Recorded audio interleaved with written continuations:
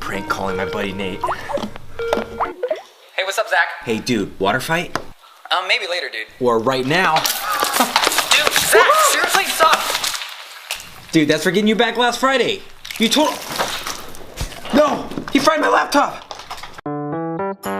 What's up, YouTube? I hope you guys enjoyed that magical prank video. Thought it was a fun way to ring in summer. Let me know if you guys are still in school, or you've graduated, or you're still stuck in school. Comment down below.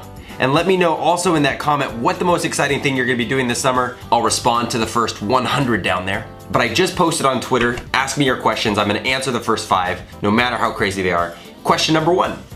Jane asks, how do you get your ideas?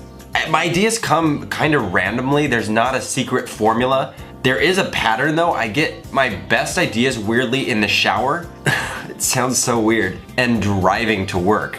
If there's no traffic and I'm just driving, I get into like this weird trance. Has anyone else driven somewhere and you've gotten there? It's super scary. You've gotten there and all of a sudden you're like, I don't remember the last 2 minutes of driving. It's the weirdest thing, but that's like somehow I zone out and all of a sudden I have a video idea, but then I'm like, how did I get here? It sounds dangerous. Maybe I have a problem. I maybe need to get that looked at. Question number 2, what or who is your inspiration for magic and YouTube? My grandfather was actually a big inspiration in all my magic. I started learning practical magic when I was in middle school. For me, magic was a really cool thing because I was a shy kid. I'm still actually a really shy person. I'm an introvert. It's hard for me to actually make conversation with people. And so magic, especially when I was growing up, was a cool kind of conversational piece, and learning magic as a kid really gave me confidence to walk into a room and, you know, in that awkward moment if I don't want to like start a conversation, I'd be like, hey, you want to see a magic trick?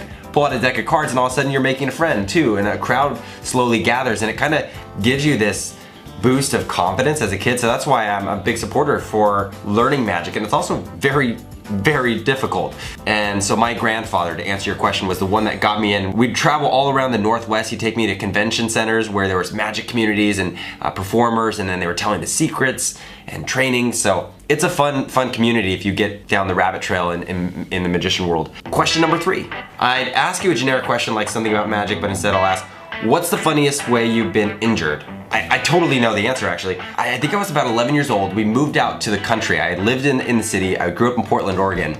We moved out to the country. Within the first day of moving there, I was exploring the backyard, which was a giant forest. So it was about 10 acres of farmland, and then behind that was a forest. Growing up, I always wanted a zip line.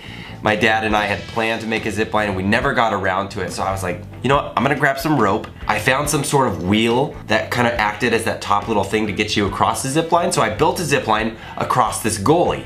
And in the backyard, the forest went like that. I ran the line of rope from one tree on one side of the gully to the other, and I decided to make a harness for myself. So I just tied the rope around my waist and my crotch, and I went for it, and I ended up getting stuck because it wasn't downhill enough. The rope was just kind of even. I was 11, so I should have known that, but I got stuck in the middle. I'm just hanging there, but I'm screaming because my crotch hurt really bad. Totally lost all feeling below the waist. I was dangling there for like 30 minutes until my sisters finally came over and like cut the rope. But I was convinced because of that experience I might never be able to have kids, which isn't true because my wife and I are having a baby. It feels like a lot of YouTubers are having babies right now. Question number 4, when and how did you start your magic video?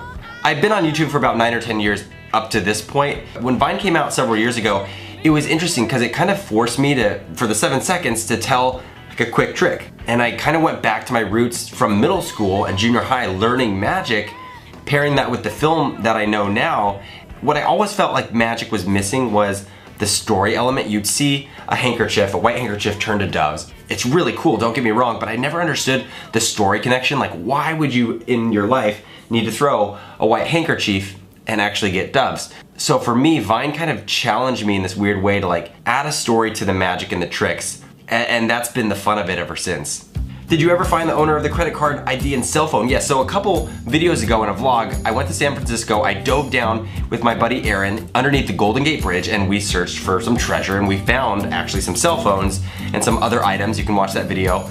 I'll post a link down in the description. But we found this gal's cell phone and it had a wallet and some personal credit cards. So I asked you guys for help if you knew this girl, and I got like 1,000 responses. So I'm still going through those. Most of them are all completely fake. Thank you very much. Okay, answering a few random questions and then we're gonna call it. Favorite breed of dog? My favorite breed of dog is a boxer. And actually, it's really sad. My childhood dog that I grew up most of my life with just passed away last weekend. So it was really sad. We were on FaceTime together with my family and we watched him pass. He had a heart attack. He was 10 or 11 years old, so he was ready, and boxers kind of die at around that age. It's been a sad week. There's something about a childhood dog that is, it's like losing a friend in like a really weird way. You grow up with them. Favorite Otter Pop flavor? Green. Every time I see a green one, I'm like, give that to me. Do you like sandwiches? Yes. And you know what sandwiches I've been eating lately that I really enjoy? The Panera ones. I hadn't had them a lot before, but they have this ham and Swiss one. What was your job when you were younger?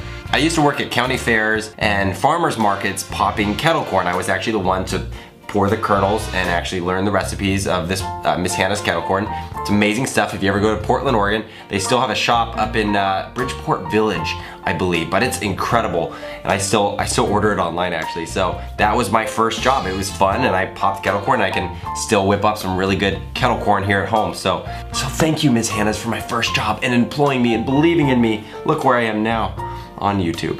Are you actually good at Fortnite? No, I'm terrible, but I play, it's fun. Are you in a relationship? Yes. I'm married. So a lot of people were asking me to do Nerf battles.